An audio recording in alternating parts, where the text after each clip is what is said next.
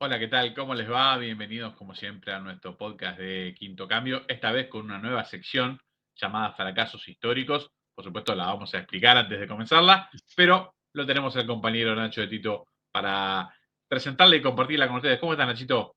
¿Qué hace, Dani? ¿Todo bien? ¿Todo tranquilo? Todo tranquilo, con ganas de meternos en esta nueva iniciativa que vamos a tratar de explicar un poco, ¿no? Sí, algo completamente opuesto, ¿no? Entre comillas a lo que veníamos haciendo, y creo yo un poco más corto, ¿no? Sí, puede ser, es verdad, los fracasos suelen durar menos que las victorias. Las victorias, cuando hay un ciclo exitoso, se extiende en el tiempo. El fracaso es más rotundo, más nítido, Claro, es más específico. claro, Eh, porque el fracaso además es algo espontáneo, porque si es continuo, bueno, ya no es un fracaso, es básicamente tu forma de ser, ¿no? O sea, sí, claro, si un equipo juega tres promociones seguidas o se va al descenso un año y al año siguiente, y el año anterior estuvo ahí a tres puestos, y no es un fracaso, salvo que uno de esos años te haya armado para pelear arriba y no lo hayas conseguido, pero bueno, esto va a una sección más corta, ¿no? Algo que bajó abruptamente, que subió y se cayó de repente, o que no cumplió las expectativas como debía. tal cual, sí. A ver, para explicar bien la sección, como lo decía Nacho, eh, apuntamos a, bueno, primero golpes inesperados donde equipos que uno los esperaba en el otro lugar terminen en lo bajo o que no cumplan las expectativas, pero no. Perder en semifinales de un campeonato del Claro, mundo, eso no es un fracaso de nadie, o no llegar a la final o no cumplir el objetivo.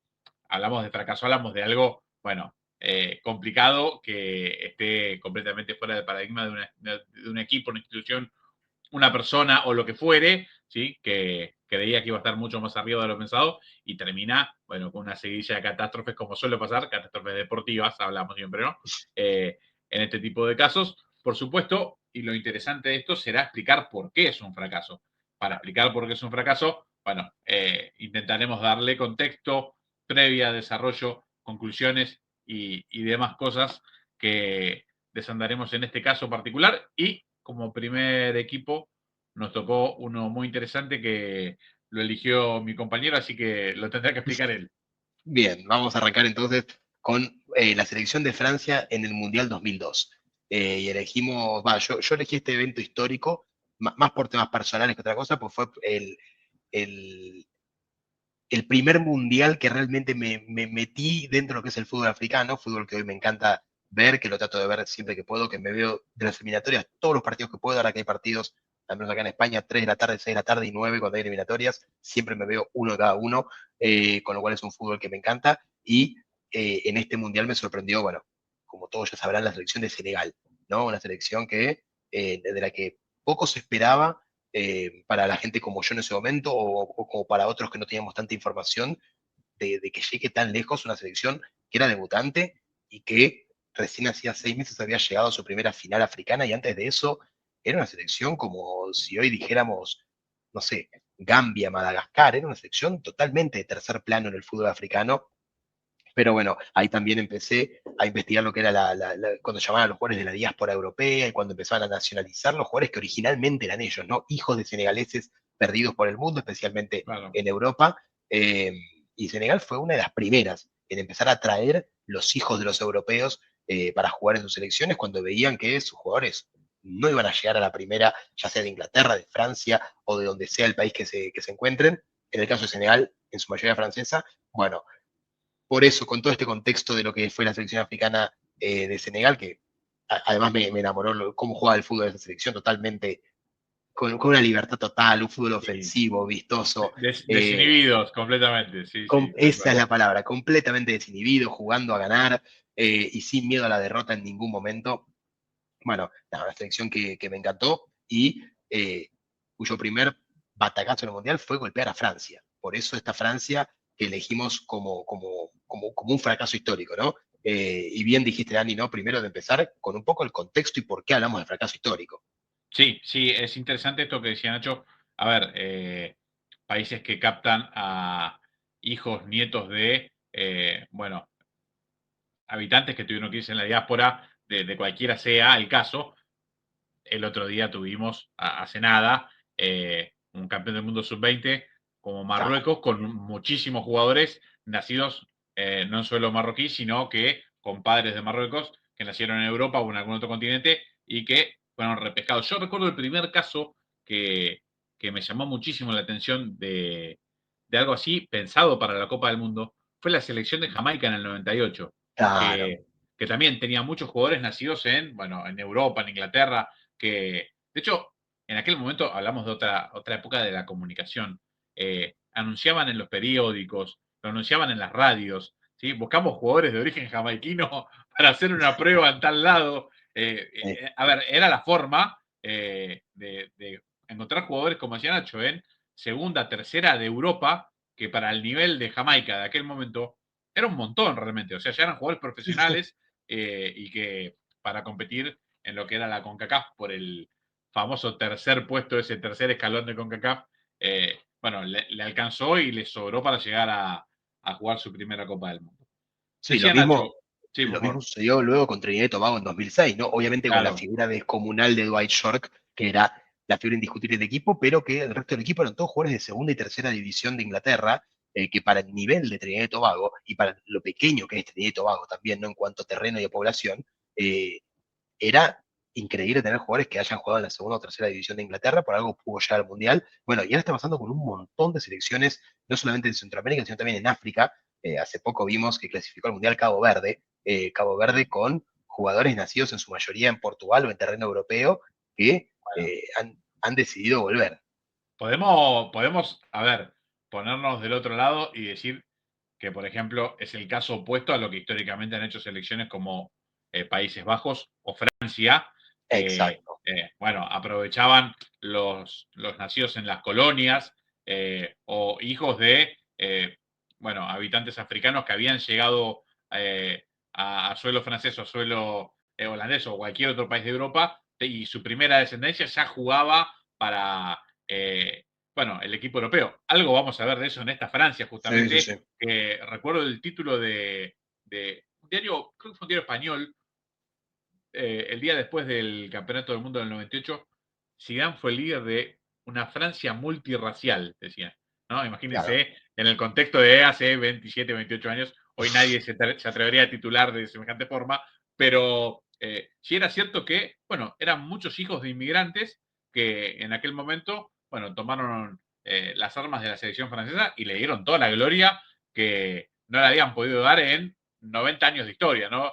Recordemos Sí, sí, que sí. venía de un proceso muy complicado y justamente vamos a meternos ya en lo que sería la previa de este fracaso del 2002 porque nos obliga a hablar específicamente de cómo llegaba Francia en la previa del Mundial 98, donde iba a ser local, donde tenía su plaza asegurada, pero que hablábamos de una selección con dos fracasos mundialistas pegados. Sí, No sí, clasificada sí. a Italia 90, no clasificada a Estados Unidos 94, con Emesa Kate en el banco, el que sería su técnico campeón del mundo, y en el último minuto de local en el Parque de los Príncipes. O sea, Sí. terrible, como para que directamente bajen la persiana y digan, bueno, nos queda solamente comparable, lo de Italia es más grave, pero solamente comparable con lo de Italia con Macedonia. Te iba a decir exactamente ese ejemplo, porque era una selección muy, la que queda fuera de Francia es Bulgaria, una Bulgaria que era completamente desconocida para el mundo del fútbol. Después hablamos de la cantidad de jugadores históricos que tenía, como Risto Sí, sí, Stoichkov, sí. Ivanov y un montón.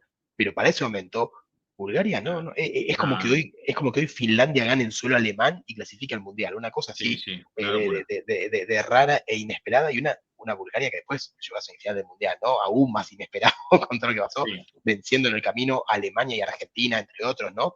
Eh, pero bueno, y quedando fuera contra Italia, o sea, casi se carga tres campeones del mundo en una sola competencia, una cosa formidable lo de Bulgaria, pero una Francia que había quedado fuera de local en el último minuto y que tenía que cambiar su imagen rápidamente de cara a lo que era el Mundial en su casa. tal Eh, cual, tal cual. Un no, lo que, cambio, sí, sí, sí. no, lo que te iba a decir era que tuvo que cambiar casi todo el plantel, tuvo que hacer recambio generacional y nadie esperaba ya que en el 98 le dé los frutos que le dio el recambio, porque estos procesos generalmente llevan uno o dos mundiales en dar sus frutos. Bueno, en este caso fue un poco más rápido. Sí, tal cual. Uno se pone a pensar cuál sería el objetivo de Francia, el objetivo de base previo, ¿no? Siendo local en un campeonato del mundo. Está claro que el campeón siempre hace el mundial para quedarse con la fiesta. Esta es la Obvio. realidad. a ver, así Qatar sea el local en el Mundial pasado, ¿sí? Los cataríes aspirarían a llegar a la final. Claramente, algunos tienen más sustento y otros tienen menos sustento. Hasta hace no tanto, si no me equivoco, creo que el dato es preciso, hasta la previa del Mundial de Sudáfrica, ¿sí? Todos los locales habían pasado a la primera ronda, por lo menos. Sí. O sea, quiero decir, había de qué agarrarse siendo local como para decir, bueno, vamos a llegar lejos en la Copa del Mundo. El caso de México, un país al que históricamente nunca le tocó alcanzar los cuartos de final, las veces que alcanzó cuartos de final fue de local. Entonces, Claro, esto te dice mucho. Estados Unidos, un equipo prácticamente amateur, juega su mundial de local y pasa de ser el equipo más goleado de la historia en Italia 90 a jugar el mundial de los Estados Unidos de local, pasar de ronda y pelear mano a mano contra un Brasil que después fue campeón. Entonces, la localidad era influyente. Claramente nadie creía que Francia iba a ser campeón del mundo en el 98, pero sí empezaba a tener algo que le venía faltando desde hace muchas generaciones, sacando nombres muy específicos. Y es empezar a regar el fútbol europeo de jugadores de alto nivel, ¿sí? Y no solo del fútbol francés. Fútbol francés que, más allá de lo que ha pasado con París en los últimos años y sacando el Olympique de Marsella de la polémica Champions obtenida que debería haber sido revocada, sacando esos casos puntuales, fue siempre un fútbol que en Europa vino muy por detrás de lo de primera sí, línea, Nacho. Muy por detrás, sí, sí, sí. siempre. Sí, hoy se habla de las primeras 5 ligas por el poder que tiene el PSG económico, pero Claro, futbolísticamente no tiene nada para estar en ese quinto escalón, ¿no? O sea, fútbol como el portugués o el holandés tiene mucho más que el fútbol francés, no solamente en historial de títulos, sino en material también. O sea, uno ve un partido, al menos yo veo un partido de la liga holandesa y me parece mucho más divertido que un partido de la liga francesa. no, es Obviamente, en soporífera. cuanto, La liga francesa es soporífera, no, no, no. Obviamente, Terrible, en cuanto a calidad individual, si ves al PSG, obviamente le puede ganar a cualquier equipo de Portugal y le puede ganar a cualquier equipo obvio. de Holanda sin ningún lado. Ponernos el campeón actual de Champions y hoy metió 7 goles en Alemania. Pero sacando eso, digo, el resto de la liga, los equipos más normales, es mucho mejor el nivel que se ve en otras ligas que el de Francia. El de Francia está ahí Sí, simplemente por un poderío económico, tanto a nivel PSG como a nivel país de Francia, ¿no? Que siempre sí, fue sí. un dominador económico europeo. Tal cual. Pensaba ejemplos claros de, por ejemplo, esto sí que es un viejazo. El famoso PSN, Pan American Sport Network, es el primero que yo recuerdo que transmitía el campeonato francés para Sudamérica y lo vendía como Le Championnat de France, ¿viste? Como para ponerle un gancho. No había forma Claro, que la gente lo mirara. Los partidos eran admirables, pero de verdad, hablamos de una época donde la única forma de consumir partidos del fútbol europeo era que los canales lo transmitieran y sí, sí, podías sí, ver al sumo uno o dos. No había otra forma de verlo. Cualquier cosa a los futboleros de ley, de la edad que fueran, te quedabas y lo ponías un rato para decir, bueno, a ver qué tal son. La verdad que claro. el campeonato francés era muy difícil de enganchar, uno veía pocos nombres conocidos, era una época donde todavía no había tanta inmigración desde Sudamérica hacia ligas de segundo orden de Europa, y costaba que hubiera ancho. Y, por ejemplo, a uno lo pone de manifiesto esto. Me acuerdo, Fabricio Ravanelli va al Olympique de Marsella, Fabricio Ravanelli ya lejos de su mejor versión y, bueno, una de las figuras de la liga. Néstor Fabri se va de Boca con más de 30 años. Va a Nantes. Un campañón en Nantes, figura, referente. Eso también hablaba un poco de lo que fue Sí, históricamente del el fútbol nivel. francés. El fútbol del nivel. A ver, no voy a nombrar a Mario Balotelli en Niza, que hizo una cantidad, volvió a retomar su mejor nivel en Niza, jugó en chancletas Balotelli. Sí, sin faltar de respeto a nadie, estamos hablando de un jugador que no creo que no habrá entrenado nunca en su vida. Sin embargo, esto pasaba, y de hecho creo que le pasó a Messi y al París con la competencia interna. A ver, ganar un campeonato por una cantidad de puntos infernales porque los rivales no tienen siquiera cómo competir. Y no Obvio. hablamos, a ver, el termómetro del nivel del campeonato no son el 2 y el 3, son del 10 para abajo. A ver, qué tanta diferencia le sacás, qué tan fuerte es su localía, cómo les va entre ellos. Bueno, el entretenimiento o no lo da ese tipo de dato que hacen los equipos chicos cuando juegan de local. O sea, está claro que cuando un equipo Sí, sí, chico sí. va al Camp Nou o va al Bernabéu, normalmente van a perder. Bueno, el tema es qué hace cuando reciben al Barça, a Madrid, al Atlético, bueno, hace partido, es un partido parejo, es entretenido, o solamente piensan en perder por menos de 3 goles. Sí, sí, sí, eso te marca mucho también el termómetro de la liga, como bien decías, y eso pasa mucho en Francia, ¿no? O sea, tenés 4 o 5 equipos que están un escaloncito arriba de la media, bueno, PSG está 15 escalones arriba de la media, Sí, y claro. después son todos equipos que, mismo a nivel de Europa, en competiciones europeas, dejan mucho que desear. Eh, Sacando alguna que otra buena actuación del PSG en Europa, el resto de los equipos mucho no aparece. Hace poco creo que fue el Montpellier, fue uno que anduvo, que llegó lejos. Lejos estoy hablando octavos de final, no estoy hablando de mucho más que eso. Pero después no hay equipos fuertes. Bueno, el Lille hace poco jugó una Copa, una Champions League también, pero es eso, juegan, participan. Sí, sí, Uno siempre ve, el Mónaco de Mbappé, me acuerdo que llegó bastante claro, lejos. Sí, el Mónaco sí, Mbappé, sí. pero que bueno, fue un Mónaco que tuvo un muy buen equipo Sí, también, claro. eh, que después no pudo volver a repetir bajo ningún punto de vista, pero después vos tenés, por ejemplo, el Atlético de Madrid en los últimos 10 años ha jugado 2 finales, ha jugado alguna que otra semifinal. En Alemania siempre tenés, bueno, el Bayern ni hablar, y después siempre tenés el Borussia, el Leverkusen. En Italia, bueno, en Italia el Inter jugó 2 finales últimamente, el Milan, el Napoli también ha llegado lejos. Siempre tenés 3 o 4 que están ahí y que te van a dar pelea donde vayas. En Francia parece que si no es el PSG, ninguno le puede hacer fuerza a ningún equipo de otra liga top. Tal cual, tal cual. Pero nada, me gustaría que repasemos un mini video muy cortito de lo que fueron los últimos 3 o 4 años previos a este 2002 de Francia. Después de ver algunas imágenes, vamos a analizar bien cómo se desandaron esos 3 años, casi Claro, 4, sí, previos al Mundial 2002. Y a partir de allí, bueno, hablar con los datos y los datos en la mesa de lo que, nada, fue un fracaso rotundo. Cuando uno hablaba con los famosos entendidos de este deporte y pensaba en quiénes iban a ser los finalistas del 2002, el 80% no pasaban de 3 nombres: Argentina, Francia e Italia. Era lo que más se escuchaba, ¿sí? Argentina se fue en primera ronda, Francia se fue en primera ronda e Italia se fue en octavos con un arbitraje escandaloso de Byron Moreno, pero igual después de eh, fracasar rotundamente en su grupo en lo sí, futbolístico.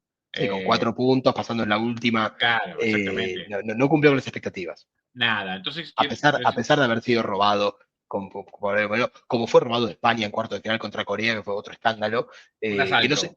no sé cuál de los dos fue peor, yo creo que es peor el de España, pero igual, son los dos escandalosos. Y además Mira, nos privaron de ver un Italia-España en cuarto de final del Mundial.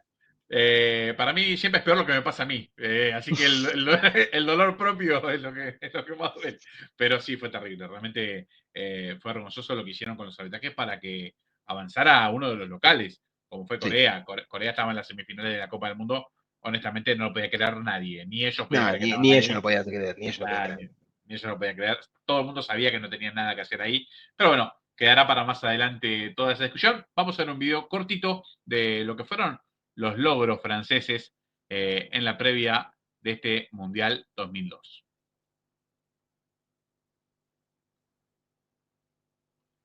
Bueno, arranca con nada más y nada menos que goles en la final del mundo, los dos cabezazos famosos de Zidane y el gol de Emmanuel Petit para que Didier Deschamps levante la Copa del Mundo.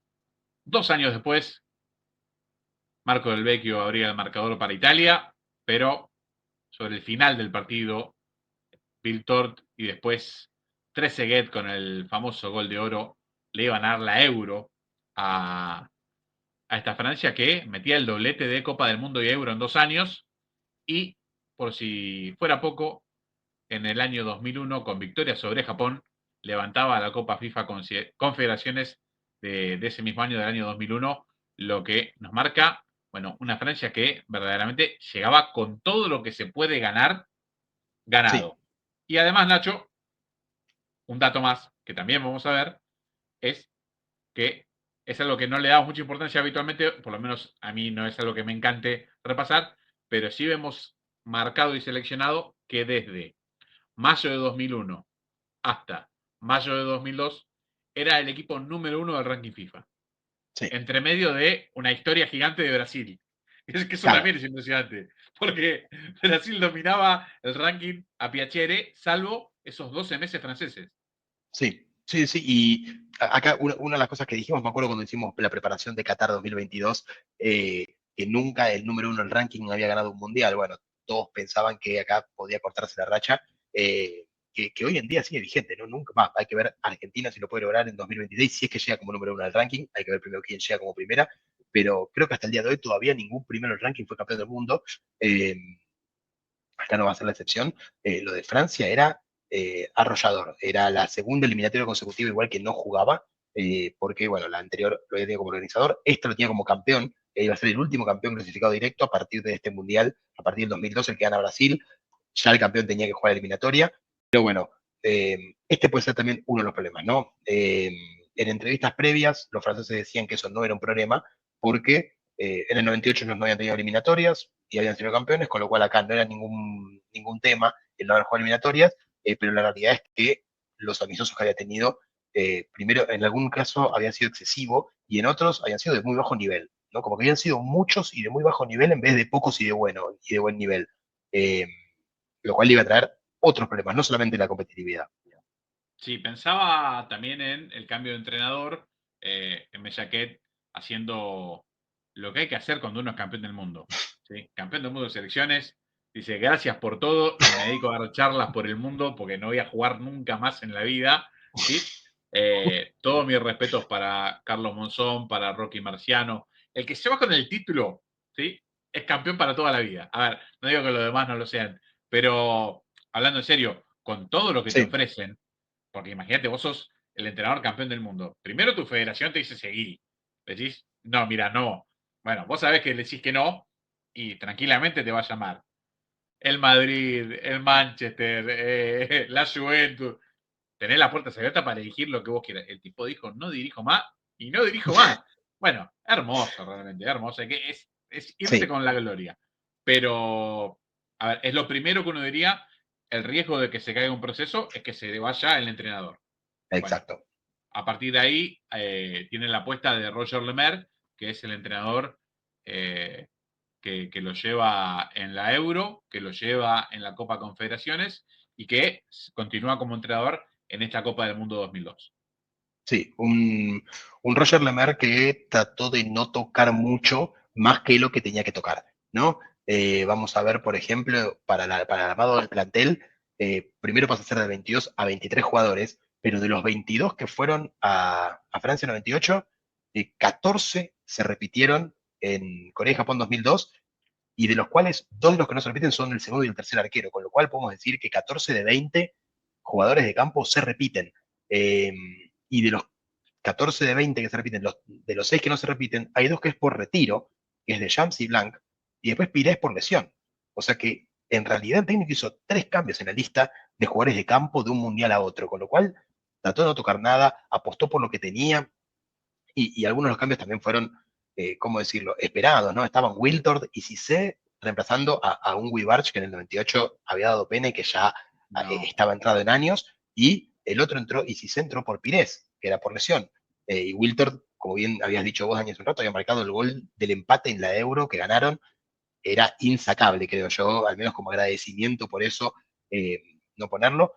Después el plantel era prácticamente el mismo, y sí, se esperaba que haga una Copa del Mundo arrolladora, porque llegaban sí. además en una muy buena edad. Pensaba en un par de datos. Que primero, el jugador número 23 en Copa del Mundo, que arranca a partir del 2002. Hay una leyenda, por supuesto, es imposible de comprobarlo, ¿sí?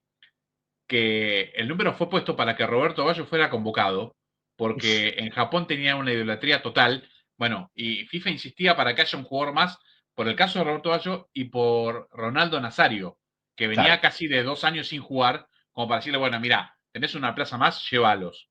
Claramente, a ver, FIFA necesita que estas estrellas jueguen los campeonatos del mundo, obvio, ¿no?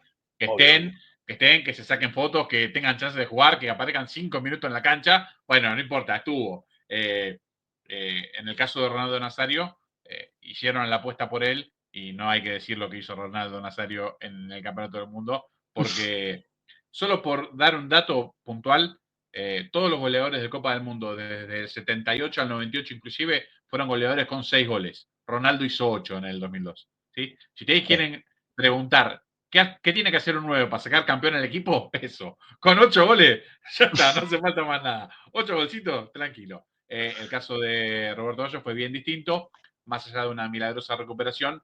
Giovanni Trapattoni lo dejó fuera de los convocados. Bueno, dicen algunos que fue la mala suerte que acompañó a Italia a partir de dejar afuera al Divin Codino de lo que hubiese sido su cuarto mundial. Decía Nacho, Roger Lemer quiere no tocar demasiado. Uno piensa en las dos bajas más sensibles.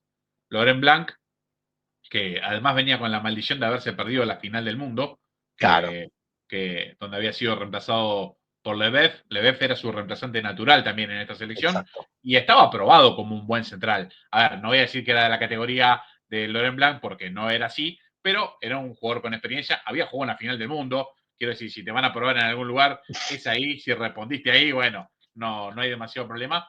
Me parece que el otro sí a ver, sí estaba Sí, Vieira, que también había jugado, pero Deschamps era un motorcito, pero impresionante no solo para Francia, sino a nivel clubes, donde había ganado todo también.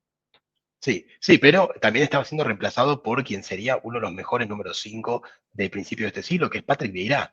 Sí, Un sí, Patrick Vieira que, obviamente, había jugado en el Mundial 98, pero no como titular. Había sido una pieza más de recambio, creo que había entrado en claro. la final y en uno o dos partidos Sí. más. Entra a la Eh, final, le da el pase gol a Petit, si no me equivoco. Exactamente. Pero digamos, no fue una pieza clave de ese equipo. Ahora sí, el equipo iba a ser de él. Un Patrick Vieira que ya empezaba a brillar en el fútbol internacional y que después, bueno, iba a brillar durante muchos años en bueno, en el Arsenal de Wenger, los Invencibles de Wenger, siendo pieza clave también del fútbol inglés durante muchos años. Hoy, bueno, hoy en día, entrenador el bueno de Patrick, Sí, amigo pero de tenía Balotelli.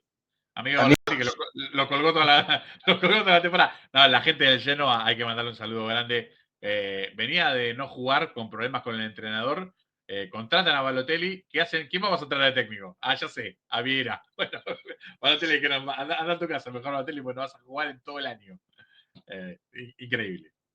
pero bueno, digamos, sacando a Blanc, estaba Leboeuf, un Leboeuf que ya tenía 34 años, que ya había vuelto al fútbol francés luego de su paso por Inglaterra, y un Patrick Vieira para reemplazar a, a Deschamps, que prometía no tocar mucho la estructura. Obviamente, jugadores como Deschamps son irreemplazables, así como también Vieira, el día que se fue, parecía irreemplazable para Francia, pero parecía más sensible para mí la baja de Laurent Blanc que la de Deschamps en un principio, más por la calidad del reemplazante que otra cosa. Eh, pero lo que te mencionaba también de Francia era que, lo dije hace un rato, ellos habían sido campeones del mundo muy jóvenes, la mayoría, no obviamente de Champs, Laurent Blanc, pero los principales del equipo, Zidane, Henry, Trezeguet, bueno, el mismo Patrick Vieira, la base de la defensa con Thuram y Lizarazu, habían sido campeones jóvenes, no estaban en el ocaso de su carrera, no habían pasado los 30 años, es más, la convocatoria esta de 23 jugadores, si no me equivoco, solo 5 tienen más de 30 años. Uno de ellos, obviamente, siendo Leboeuf, pero Sí, digo, creo puede que ser. mayores de 31 hay dos, si no digo que Leboeuf Ah, y creo que Yorkaev. pensaba que parte de este grupo terminó de dar su dedo definitivo 4 años después, en el Mundial Claro, del 2006. O sea que claro, claramente, como vos decís, Nacho, era un periodo donde todavía podían rendir y de muy buena forma. Sí pienso que el punto más fuerte de este equipo, por lo menos en la previa, era el más bajo en el Mundial anterior, que era la delantera. Vos nombrabas a claro, Stefan Guivarch, Francia jugaba tácticamente con Zidane y Djorkaeff más o menos en la misma línea y un solo centro delantero que era Stefan Guivarch, que no hizo goles en el Mundial. ¿Sí? Y exactamente. después, eh, cuando el partido iba entrando en juego, normalmente entraban Henry o Trezeguet, que eran muy jóvenes, para no darles el peso de la titularidad, nada, con tremenda carga 20 que años, tenía, sí, siendo muy jóvenes. Dugarry se había lesionado en la primera ronda, si no me equivoco, sí, tiene un desgarro que prácticamente lo deja descartado para el resto del mundial. Bueno, en este caso, Henry y Trezeguet llegaban como estrellas del mundo, ¿sí? Ya totalmente. llegaban arriba de todo, jugando en los clubes top del mundo. Y, a ver, si uno tenía que armar una delantera de dos, creo que, no quiero decir que era la mejor del mundo porque había muchos nenes sueltos en aquel momento, pero sí por momento por ahí, no sé si había alguna delantera para combinar así, como en la previa era decir, bueno, voy a jugar con Zidane, Trezeguet y Henry. No, Era, bueno, un momento tope de los tres en su carrera.